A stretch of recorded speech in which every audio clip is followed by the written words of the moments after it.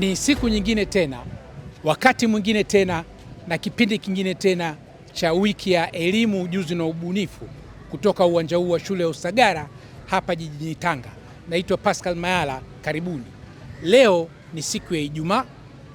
Maonyesho ya wiki ya elimu, ujuzi na ubunifu yameanza kuelekea ukingoni. Tuna kesho Jumamosi na kesho kutwa Jumapili. Jumatatu maonyesho yanafikia kilele. Sasa kwa wakazi wa Tanga na vitongoji vyake, hata wale wa sehemu za karibu kama Moshi, Arusha, hata hapo Morogoro, mnaweza mkaja hapa kidogo Tanga mkaona mambo makubwa mazuri hapa kwenye viwanja vya Usagara. Niwakaribishe basi leo katika kipindi hiki maalum cha maonyesho ya elimu, ujuzi na ubunifu kutoka hapa Tanga. Karibuni. Tunaendelea na kipindi chetu cha wiki ya elimu, ujuzi na ubunifu, na leo nimepata bahati ya kutembelea banda hili la Ardhi University Aru. Kwenye banda la Ardhi University kiukweli wameleta mambo makubwa mazuri ambayo mimi siwezi kuyazungumza, lakini pia mnaona pia leo limetembelewa na makamu mkuu wa chuo Profesa Evaristo Liwa.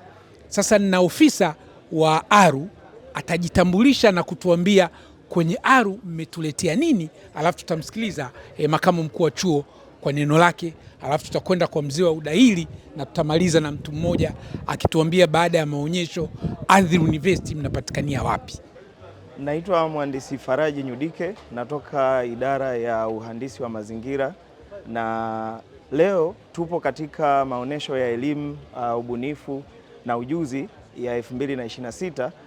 Ardhi University tumekuja na vichache kati ya vingi ambavyo tuko navyo, na vinatokana na skuli zetu 4 ambazo zinatoa shahada mbalimbali za ujuzi kwenye mazingira ya namna yote ambayo yanahusisha maendeleo ya taifa letu. Kwa uchache tuko na models mbalimbali za vijana ambao wanabuni majengo. Tupo na maswala ya kuhusu urban planning ambayo tuko na model zake hapa, lakini pia tuna mifumo inayotokana na AI na computer systems tumekuja nayo. Bila kusahau kutoka idara ya mazingira tumekuja na plastiki mbadala ambayo inaoza. Kumbuka hivyo vyote ni vichache kati ya vile vingi ambavyo huwa tunafanya chuoni.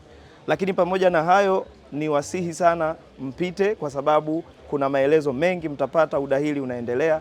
Ila leo tumetembelewa na mkuu wa taasisi ambaye ni makamu mkuu wa chuo Profesa Evaristo Liwa. Asante sana. Sisi chuo kikuu Ardhi tuko Dar es Salaam, eneo la Mlalakuwa au wanaita survey wengine, lakini tulipokuja hapa tumeangalia tu taaluma chache ambazo huwa tunaleta impact kwa wananchi. Mojawapo ya zile impact ni pamoja na hii programu mpya ya AI na mifumo.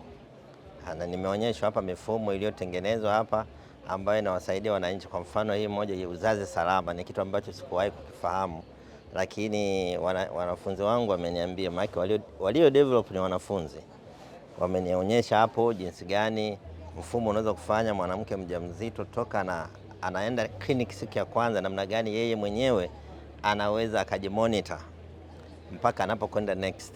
Kama kuna shida anaweza kujua kuna nini cha kufanya, na anajiregister na dispensary au vituo vya afya vilivyoko karibu ambavyo anaweza akatoa taarifa na akapata taarifa moja kwa moja bila yeye mwenyewe kutembea. Hiyo nimekuwa impressed. Lakini kingine ambacho nimekuwa impressed sana ni utafiti waliofanya wa kutengeneza biodegradable bags, sio plastic bags, kwa kutumia mabaki ya kupara samaki, zile tunasema scales. Yale wamezitumia zile, wameenda wamezitengeneza, zinatengeneza vifuko. Ni kitu kimoja kizuri sana, kwa sababu kuna wakati fulani tulifikia mahali pabaya sana kwamba plastic bags zilikuwa zimetapaka kila mahali mpaka zilipopigwa marufuku. Sasa mpaka sasa hivi kuna kitu kinaitwa vifungashio, bado vipo, lakini hawa wamekuja na kitu ambacho ni kizuri, degradable. Ni samaki, yani wanasema baada ya wiki 2 kinakuwa kishapotea, kama ni kuoza kimeshaoza tayari. Sasa hiyo mimi nimekuwa impressed, na bahati nzuri wengine walio kutembelea hapa kabla yangu wameona na wamefurahi. Na mkuu mmoja amesema, nadhani wa VETA, amesema ni vizuri wakaiskele hapo, watengeneze mifuko mingi zaidi na kuweza kuiuza. Sasa hii kwa mwanafunzi ambaye amefanya hii kitu amefurahi sana kwamba huko mbele sasa ameweka signature yake, watu watakuwa wanatumia ubunifu wake. Hiyo tumefurahi, nimefurahi sana yeah. Na wapenzi watazamaji, kwa vile Profesa Evaristo Liwa amemention kuhusu yule mkuu wa VETA aliyofurahi sana kazi nzuri ya Ardhi University aliyefanya vile Profesa Sifuni Mchome. Sasa kwa ajili Profesa Sifuni Mchome tunaye na kupumzisha kidogo Profesa Liwa, tumsikilize kidogo Profesa Mchome amesema nini kuhusu Ardhi University, alafu tunarudi kwa Profesa Liwa kumalizia. Asante sana. Mimi ni kama ulivyosema, nimefurahi kwanza leo muda wa kutembelea baadhi ya mabanda ambayo yapo katika eneo hili na kujifunza vitu mbalimbali ambavyo wenzetu katika maeneo yao wanavifanya. Asubuhi hii nilipoingia hapa nilitembelea banda la Chuo Kikuu cha Ardhi ambapo nilikuta ubunifu wa hali ya juu, na ni jambo jema sana kama ubunifu wa aina hiyo unaweza ukaendelezwa na ukalifikisha taifa mahali ambapo tunapohitaji kuwepo, hasa kwenye malengo yetu tuliyojiwekea kwa dira ile ya 2050.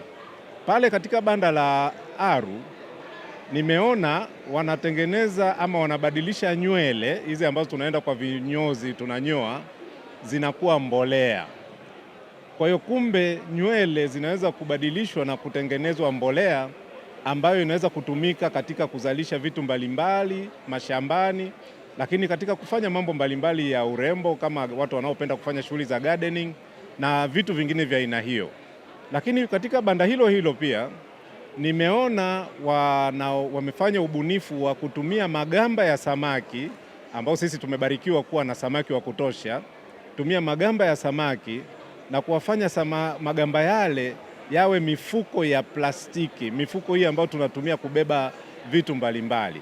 Sasa kitu kimoja ambacho nimekuwa nikiwaza, nikasema sasa kama hawa wanaweza kufanya vitu kama hivyo, ni namna gani wanaweza kushirikiana na sisi sasa kama VETA ili tuweze kufanya sasa hiyo shughuli ambao wanaifanya iendelee kuwa kubwa na iendelee kuimarika, na wote tuweze kufikia tufike katika zile hatua ambazo tunaweza tukasema kwamba product hii sasa tumeitoa katika hatua hii ya aina fulani na tumeipeleka katika hatua nyingine ambayo ni kubwa zaidi. Kabla sijarudi kwa makamu mkuu wa chuo Profesa Evaristo Liwa, tuone hayo maajabu aliyokuwa anayazungumza, na maajabu yenyewe ndo haya, na kuna huyu kijana atatueleza kidogo mliezaje kubuni jambo kubwa na zuri kama hii. Kwa majina anaitwa Vinod Valence, ni mwanafunzi kutoka Chuo Kikuu Ardhi.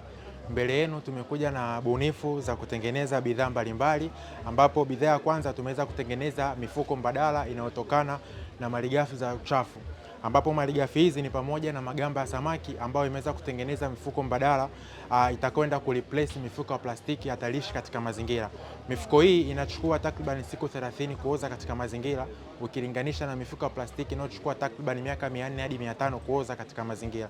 Hali ya kuwa inapelekea tunaweza kutengeneza mifuko hii tuweze kuhakikisha tunatimiza dira ya taifa ya mwaka 2050 katika usimamizi na uhifadhi wa mazingira. Lakini pia tumekuja na mifuko mingine inayotokana na pumba za mpunga, maganda ya miogo pamoja na maganda ya ndizi, ambapo hii pia imeweza kutengenezwa mahususi kabisa kwa ajili ya kuweza kudiscourage mifuko ya plastiki ambayo ni hatarishi katika mazingira.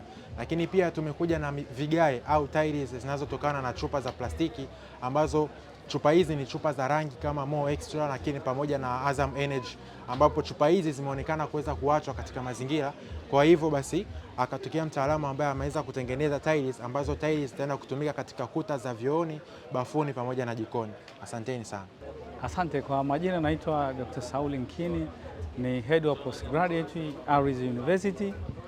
Tunawapenda sana kuwakaribisha wananchi kwenye wiki ya elimu, ujuzi na ubunifu hapa Tanga.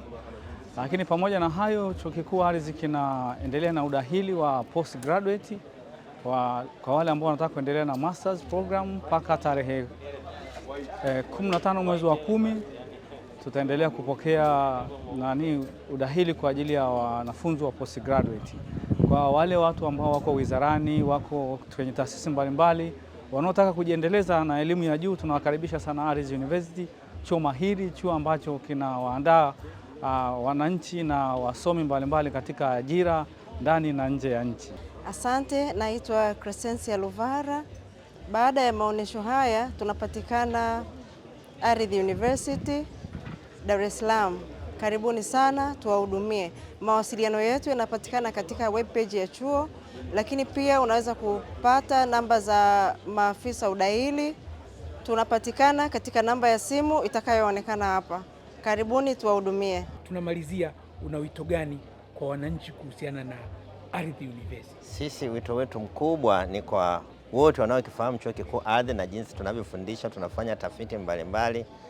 Labda nirudi nyuma kidogo. Huko nyuma tuliwahi kufanya wanasema ranking. Sisi hatuko wa kwanza wala si wa pili. Lakini katika ranking yetu natuambia eneo ambalo nyinyi mko vizuri ni kwa sababu mna connection moja kwa moja na wananchi. Kwa hiyo programs zetu zote tuna connection na wanafunzi na wananchi. Tunafanya kazi karibu sana na wananchi. Kwa hiyo hata kujua matatizo yao, ndio maana tumekuja na ubunifu huu, kwa sababu ndio unaotuuza kwa wananchi. Kwa mfano hii mambo ya uzazi, tuna programs hapa. Waliotengeneza ni wa Information Systems Management, lakini watakaoenda kuziuza huku ni watu wa Community Development Programs. Sasa wale wanajua kwamba tunaenda kukaa na wananchi. Halafu kuna wengine hapa ni maengineer, lakini walioleta programs zao hapa ni architects, kuangalia jinsi gani tunaweza kupanga miji, waterfronts na kila kitu na ujenzi unakuaje. Na kuna maeneo mengine tumeona hapa kwamba sisi wenyewe Chuo Kikuu Ardhi wakati huo tuliboresha kule NANASIF, lakini wanafunzi baada ya kuwapa knowledge zaidi wamefanya 3D simulation, wanasema sisi chuo tulikosea, hatukutengeneza trenches nzuri. Kwa hiyo sasa wanakuja kutuambia, jamani, mlifanya kitu kama hiki miaka hiyo, lakini sasa sisi tumekuja tumerekebisha, itakuwa vizuri. Kwa hiyo tunawakaribisha wazazi wote pamoja na vijana wanaotaka kujiunga na Chuo Kikuu Ardhi. Wao wenyewe wataona jinsi gani sisi tupo mbele. Na moja la mwisho ambalo nataka niwaambie, ambapo ndio msukumo wa serikali sasa hivi, kwamba tuongeze zaidi kazi zile za matendo, yani practical. Kwa hiyo sisi hata kila semester, tuna semester 2 kila mwaka za mafunzo. Kwa kila semester wanafunzi wanafanya projects, wakitoa ubunifu wao na kusahihishwa na walimu, na wanazitetea na inakuwa ni sehemu ya mitihani yao. As a result, wale wanafunzi wanakuwa na uelewa mkubwa zaidi katika masomo wanayosoma. Kila semester kunakuwa na theme ambayo wanafunzi wanaifahamu, na kila mwanafunzi anaandaa project ya kwake, anaenda kuifanyia kazi. Sasa wale wanaodhani hili ni bora, tunawakaribisha sana Chuo Kikuu Ardhi. Asante sana. Basi jamani, kwa maneno mazuri ya makamu mkuu wa Chuo Kikuu Ardhi Profesa Evarist Liwa, tunafikia mwisho wa kutembelea banda hili, lakini tunasisitiza kwenye hizi siku 3 zilizobaki, wakazi wa Tanga na vitongoji vyake, njooni kwenye banda hili la Chuo Kikuu Ardhi, muone mambo makubwa ambayo Chuo Kikuu Ardhi kinayafanya yanayowagusa wananchi. Tunaendelea na wiki ya elimu na PPR. Natumaini mpenzi wa mtazamaji umefaidika kwa namna moja ama nyingine na vipindi hivi. Kutokea kwenye vipindi hivi, si lazima uwe hapa Usagara jijini Tanga. Ukiwa mahali popote, kwa kutumia simu yako janja, tuma message kwangu 0754 270 403. Tuma picha zako, tuma taarifa zako. Sisi watu wa PPR tunakurushia, Watanzania kote wanakuona. Kwa niaba ya Chief Cameraman, Producer na Editor Emmanuel Mwingira, msaidizi wangu maalum Neli Matei, naitwa Pascal Mayala. Tukutane tena hapo kesho muda na wakati kama huu kwenye vile vipindi vya mwisho vya maonyesho ya elimu, ujuzi na ubunifu toka hapa Usagara jijini Tanga. Asanteni na kwaheri.